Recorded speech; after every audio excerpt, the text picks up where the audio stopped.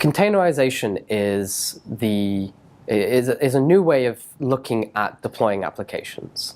The idea is that by taking processes and taking configuration and code and putting it into a container, which is a protected enclosure around your code, you can segregate and isolate that code from other things that are running on the server. Traditionally, if you were running an application, it would be running along with lots of other processes on a server.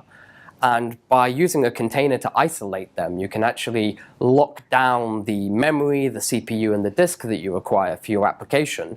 And by doing that, the impacts of that particular process shouldn't impact the processes that are running around it. This also adds a lot of flexibility. By abstracting away your code and the libraries and the tools that are required to run it, you can now just make sure that the server that you're running on can run the container abstraction engine.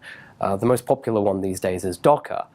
And then by packaging up your code, you can then run it on your laptop, you can run it on a server in the cloud, you could run it on bare metal. As long as the server in question is capable of running Docker, you can then just basically push your code directly to production without having to worry about the installation and the configuration of the small things that are required to run your code.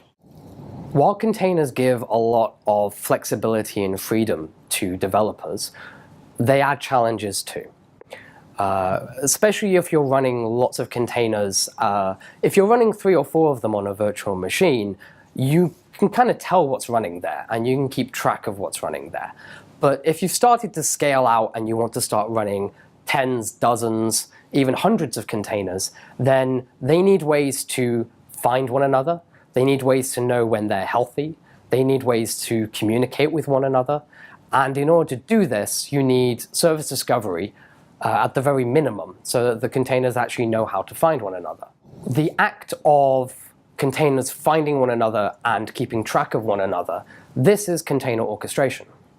And at Schuberg Phyllis, we use a container orchestration tool named Kubernetes for our workloads. Kubernetes is an open-sourced platform designed originally by Google and open-sourced a couple of years ago.